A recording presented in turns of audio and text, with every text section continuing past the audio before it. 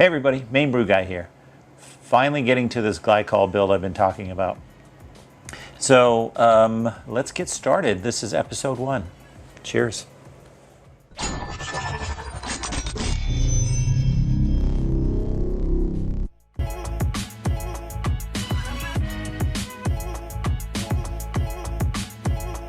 First off, this project assumes that you have some sort of keezer, kegerator, whatever you want to call it, that's been converted like this. So you would normally see this when somebody would be putting their taps across the front. Inside here would be the kegs of beer, but I have cans of beer. I do have one keg in there that's sort of lagering out, and some hops and more cans of beer and bottled beer. So I'm gonna have to make some space. So this project is going to utilize a section of this kegerator keezer thing. And on the side, I have the ST2000. It's in between the two freezers there. But there's an STC 2000 or 1000. Anyway, temperature controller where the probe kind of resides. Right there, you can see it hanging down there on the side of the cans. So you measure the inside diameter of the keezer, because you're going to be building a reservoir. So it looks like 15 and 3/4 tight. And then you have to decide how wide you want it, how much space you're going to utilize in here after the fact. So the next thing you have to do is draw out your box. Draw it on a piece of paper, the dimensions that you're looking for. Because you're going to have to order some stainless steel. So you want to make sure that you get the sides, the two sides, the front and the back, and the bottom. And if you want to create a lid, you'll want to also order the lid portion. And then you're going to go to a online metal ordering, getmetals.com.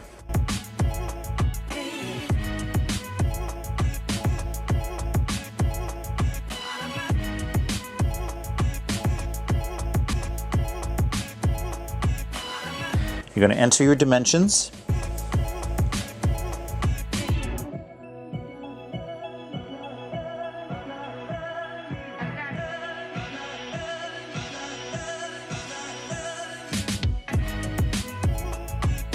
And then your stainless steel will arrive. And then you can start the next part of this project. And we'll get into that in a moment. All right, when your package comes in, of course you want to open it up and examine it.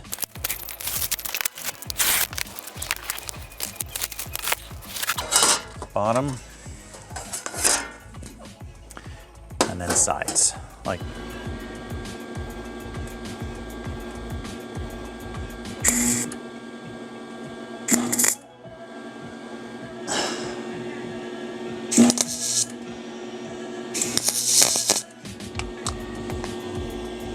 there we go.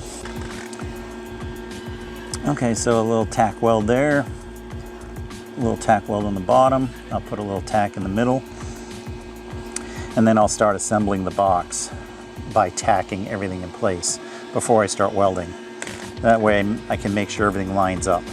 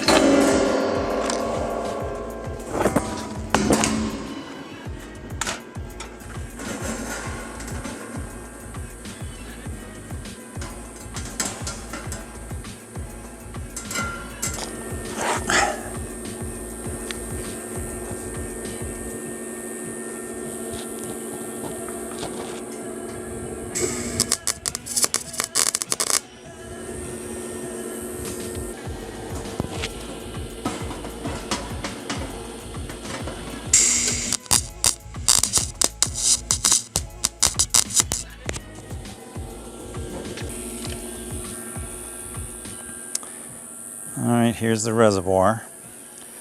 Now I just gotta either flex seal it, attack it a few more times. I think it would need more strength than that to hold all that glycol in. And then flex seal it if I wanted, or in my case, I think I'm just gonna go ahead and try to weld the whole thing.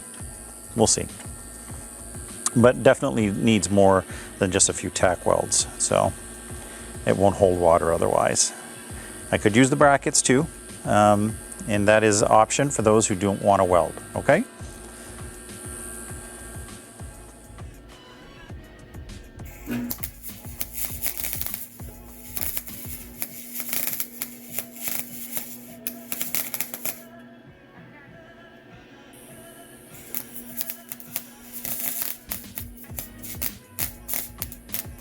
Here's the tank. You can see where I've mounted one of the heat sinks. There will be a fan on here as well. It's just a CPU heat sink with a fan, okay?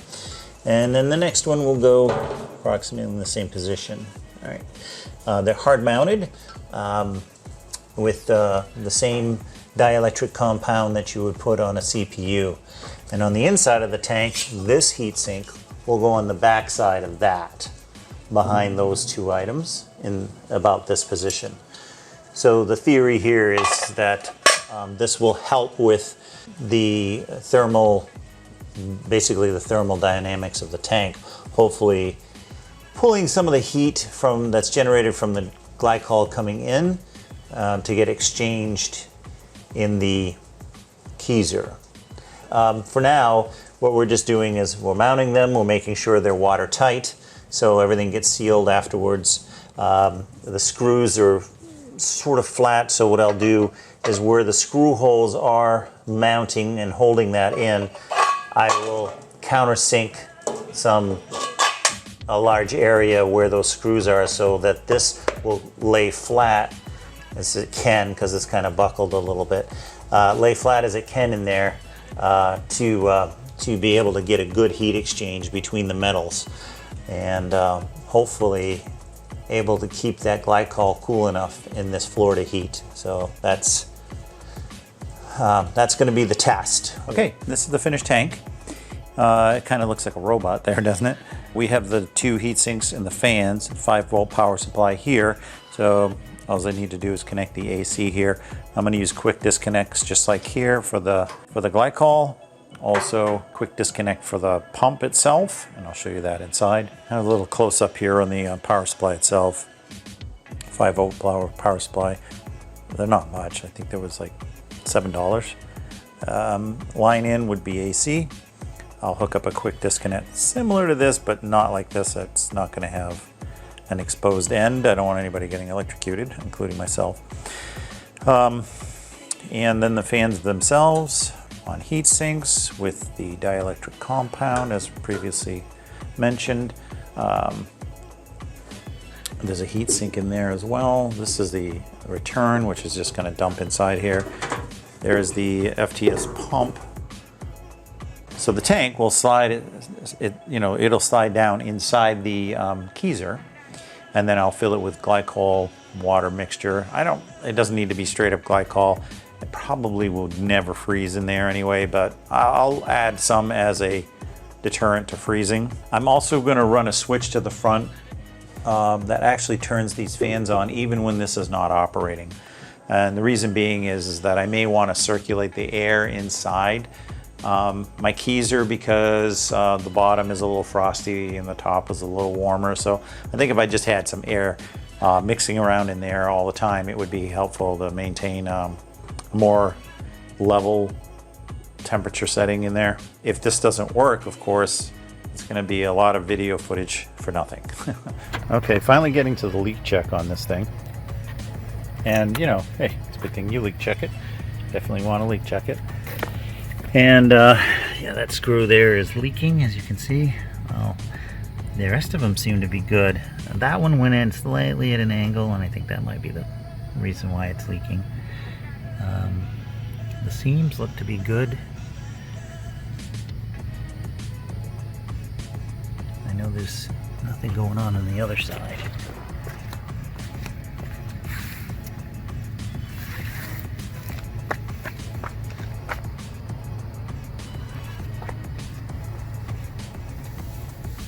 So yeah, I guess I gotta fix that screw, and then we'll leak check it one last time. Underneath the fans, it's not leaking. I kind of thought that might leak, which I felt that was going to be a real difficult fix. But fortunately, those are not leaking. So I got this on wide angle. This is the second leak check, and this leak check is good. There is no leaks. It's been sitting out here for a little while, and everything checks out good. So I'm very excited about connecting it up. So this is the pump. This is part of the FTSs from SS Brewtech.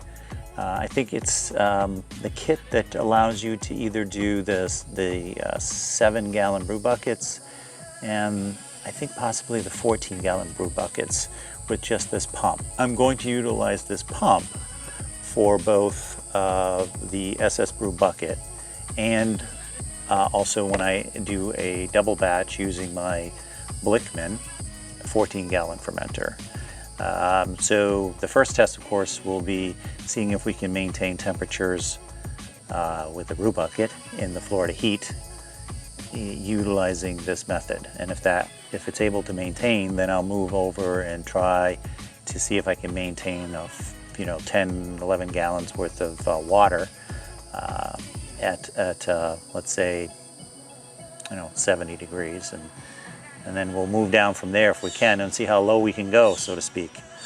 So that's where we're at. Everything's quick disconnect. I'm using this 3/8 inside diameter hose, so 1/2 inch plug and play kind of thing. So that just slips in, the pump is submersible, and we're good to go.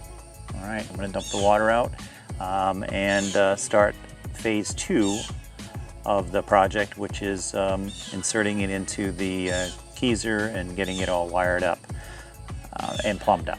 Okay, so that'll be part of the next video. So stay tuned for that. Cheers.